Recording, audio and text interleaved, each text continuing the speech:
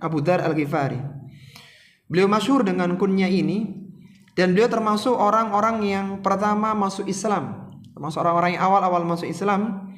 Beliau adalah sahabat besar, sahabat yang pertama kali mengucapkan salam kepada Rasulullah Sallallahu Alaihi Wasallam di dalam Islam.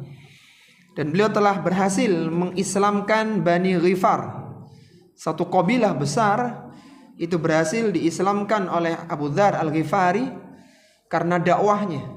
Jadi setelah dia masuk Islam, dia belajar kepada Nabi, kemudian dia mendakwahkan Islam kepada kabilahnya, dan satu kabilah Bani Ghifar itu semuanya masuk Islam.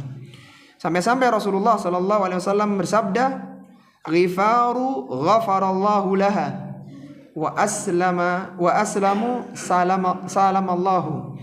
Ghifar, Bani Ghifar, semoga Allah mengampuni mereka, dan Aslam, semoga Allah menyelamatkan mereka. Dan ini menjadikan semoga menjadi pemantik motivasi kita.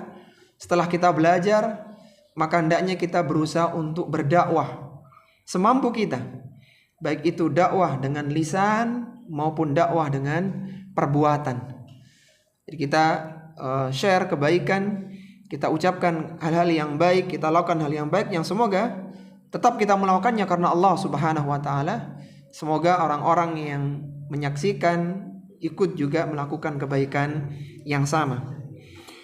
Beliau berpindah dari pedalaman Syam sesudah wafatnya Rasulullah Sallallahu Alaihi Wasallam dan terus bermukim di sana di pedalaman Syam sampai wafatnya Abu Bakar dan Umar. Abu Bakar dilantik sebagai seorang khalifah di tahun 11 Hijriah, dan beliau wafat 2 tahun setelah itu di tahun 13 Hijriah.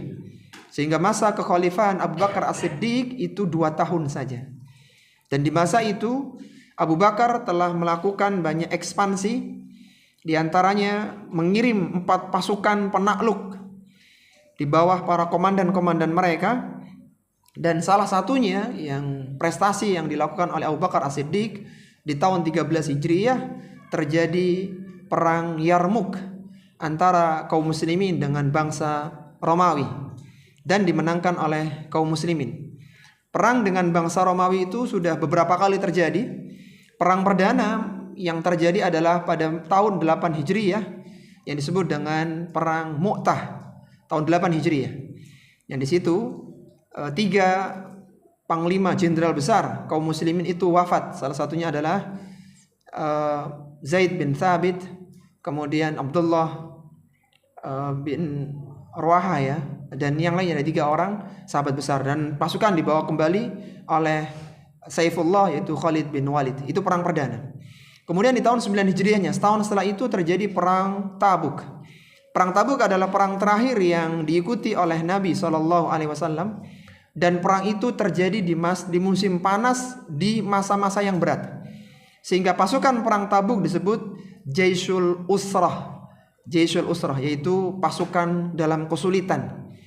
Berbeda dengan perang-perang yang lain, ketika di perang Tabuk tahun 9 Hijriah itu Rasulullah dengan terang-terangan mengumumkan peperangan, sehingga menggalang donasi besar-besaran, karena yang dihadapi itu adalah Romawi, adalah negara besar waktu itu, dan di kondisi yang sulit. Sampai-sampai datanglah Utsman bin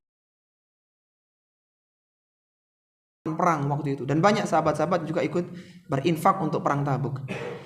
Perjalanan Rasulullah itu menelan waktu 15 hari, sehingga PP itu 30 hari, dan beliau sempat berdiam di Tabuk selama 20 hari. Tabuk itu di perbatasan kota Madinah. Jadi jauh di perbatasan Madinah, karena Rasul berpikir untuk menghadapi mereka paling enak di perbatasan kota, bukan di jantung kota. Karena di jantung kota ada anak-anak, ada ibu-ibu, akan khawatir merepotkan. Dan perang Tabuk ini akhirnya tidak jadi terjadi karena orang-orang Romawi ketakutan, sehingga tidak sempat terjadi kontak senjata. Kemudian dilanjutkan lagi para peperangan berikutnya, dan salah satunya adalah perang Yarmuk di akhir pemerintahan Abu Bakar As-Siddiq radhiyallahu ta'ala anhu. Jadi 2 tahun ya, tahun 11 Hijriah sampai tahun 13 ya, 11, 12, 13. Kemudian pemerintahan dilanjutkan oleh Umar bin Khattab tahun 13 Hijriah 10 tahun beliau memimpin. Jadi beliau wafat tahun 23 Hijriah di Madinah. Umar bin Khattab yang merasakan panen dari kemenangan di perang Tabuk. Kemudian Umar memberangkatkan pasukannya untuk menaklukkan Persia di perang Qadisiyah yang dipimpin oleh panglimanya Sa'ad bin Abi Waqqas. Sa'ad bin Abi Waqqas waktu itu sedang terkena stroke, jadi lumpuh kakinya ketika memimpin peperangan. Tapi alhamdulillah perang terjadi, puncaknya terjadi 4 hari dan akhirnya kaum muslimin menang di perang Qadisiyah, itu perang Qadisiyah. Jadi perang Tabuk melumpuhkan Romawi dan perang Qadisiyah menaklukkan Persia punyanya Kisra. Sehingga pada masa Umar 2 kerajaan besar sudah takluk di tangan kaum muslimin. Kemudian Utsman melanjutkannya. Yang jadi pembahasan kita adalah pemerintahan Abu Bakar dan Umar berhenti di tahun 23 Hijriah. Umar wafat di akhir tahun 23 Hijriah dan Utsman dilantik di awal tahun 24 Hijriah di bulan Muharram. 24 Hijriah. Nanti Utsman wafatnya tahun 35 Hijriah. Antum harus tahu ini kisah-kisah perjuangan para sahabat ya. Selain juga perjuangan para pahlawan kita.